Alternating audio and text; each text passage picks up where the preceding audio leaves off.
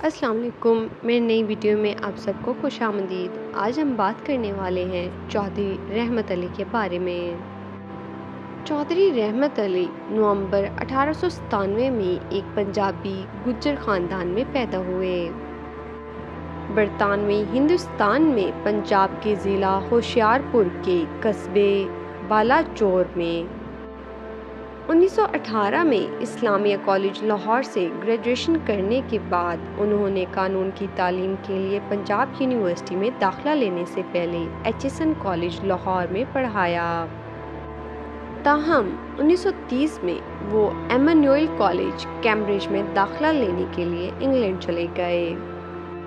1933 میں انہوں نے ایک پمفلٹ شائع کیا، اب یا کبھی نہیں، جس میں پہلی بار لفظ پاکستان لکھا گیا۔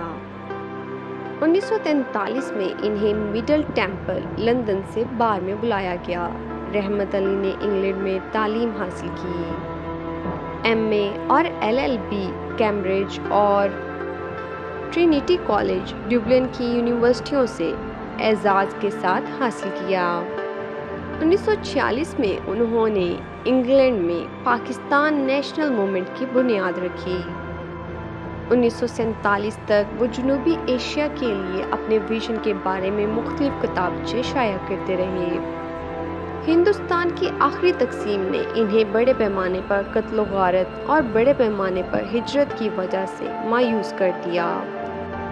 وہ دونوں ممالک کے درمیان علاقوں کی تقسیم سے بھی غیر مطمئن تھے اور اسے خلفشار کی ایک بڑی وجہ سمجھتے تھے۔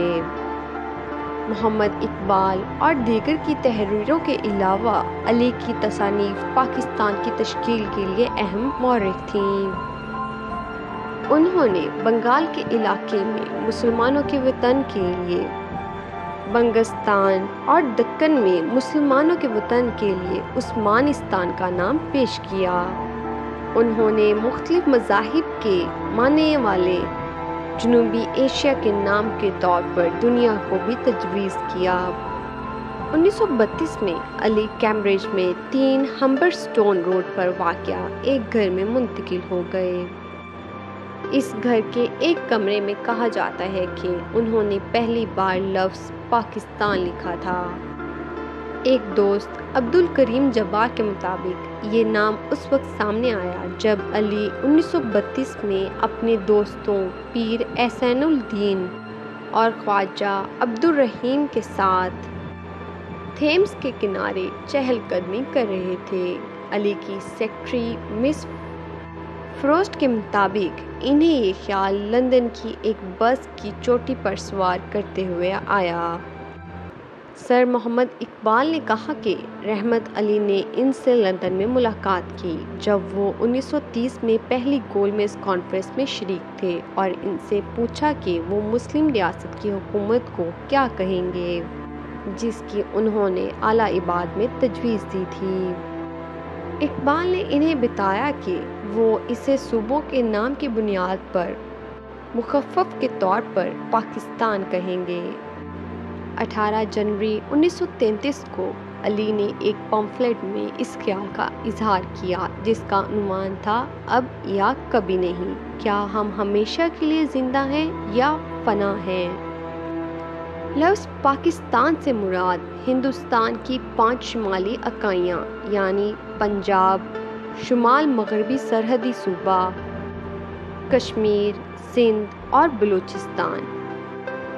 اس کے بعد کی ایک کتاب میں علی نے مزید تفصیل سے تشبیہات پر بحث کی۔ پاکستان فارسی اور اردو دونوں لفظ ہے۔ یہ ہمارے تمام جنوبی ایشیا کے آبائی علاقوں کے ناموں سے لیے گئے حروف پر مشتمل ہے، یعنی پنجاب، افغانیہ، کشمیر، سندھ اور بلوچستان۔ اس کا مطلب ہے پاک سرزمین، روحانی طور پر پاک اور صاف۔ مورخ عقیل عباس جعفری نے دلیل دی ہے کہ پاکستان کا نام کشمیر کے ایک صحافی غلام حسن شاہ کاظمی نے 1 جولائی 1928 کو ایجاد کیا تھا، جب انہوں نے ایبٹ آباد میں حکومت کے سامنے ایک ہفتہ وار اخبار پاکستان کی اشاعت کی منظوری کے لیے درخواست دائر کی تھی۔ یہ غالباً پہلی بار تھا بر صغیر میں لفظ پاکستان استعمال ہوا۔ کہا جاتا ہے کہ چودھری رحمت علی کو 1933 میں آزاد مسلم ریاست پاکستان کا نام تجویز کیا گیا۔ یہ نام غلام حسن شاہ کاظمی کے اپنے اخبار کے لیے اختیار کیے جانے کے 5 سال بعد تھا۔ علی کے پمفلٹ نے اپنے مجوزہ پاکستان کے مسلمانوں کو ایک قوم کے طور پر بیان کیا، جس نے بعد میں آل انڈیا مسلم لیگ کے 2 قومی نظریے کی بنیاد رکھی۔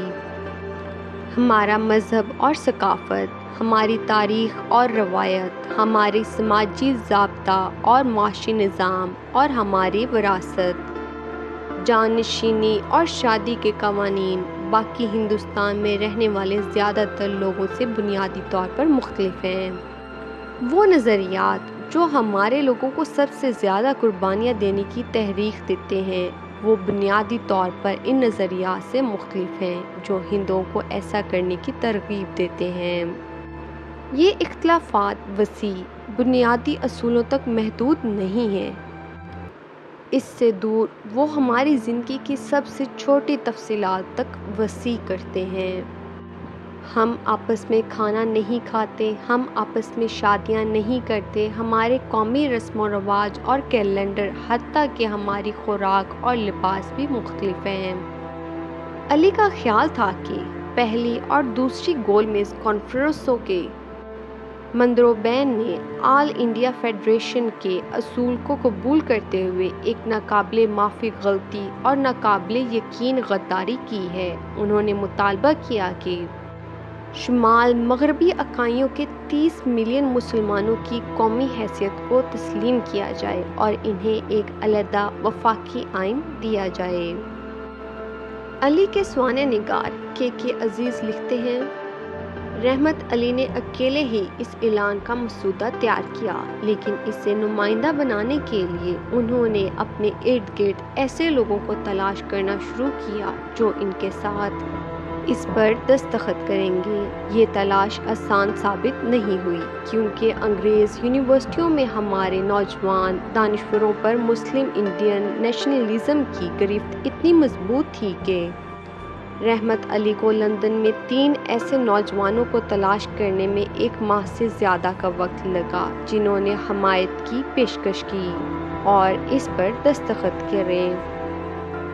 بعد میں ان کے سیاسی مخالفین نے ان دستخط کنندگان اور علی کے دوسرے دوستوں کا نام لفظ پاکستان کی تخلیق کار کے طور پر استعمال کیا۔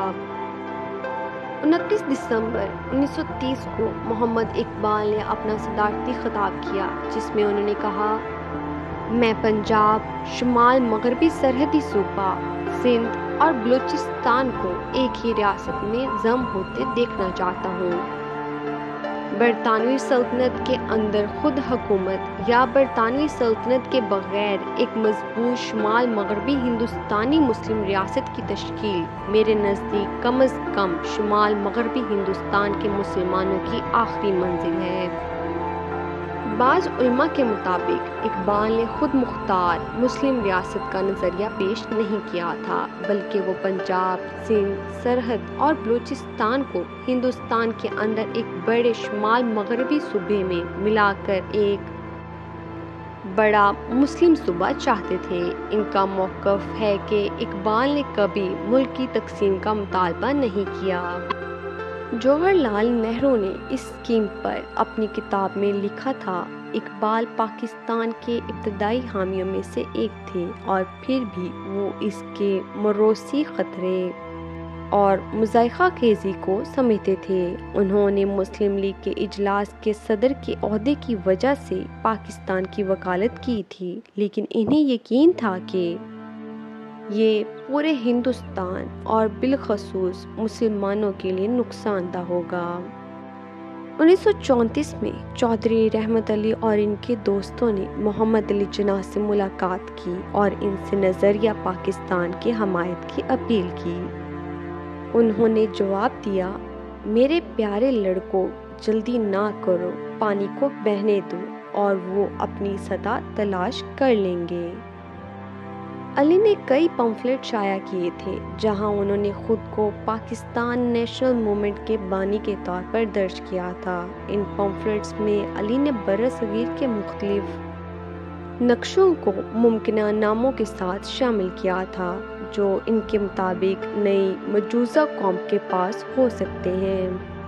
اپنے نقشوں میں انہوں نے برصغیر پاک و ہند کا نام تبدیل کر کے پاک سیاہ اور اکثر دنیا رکھ دیا تھا۔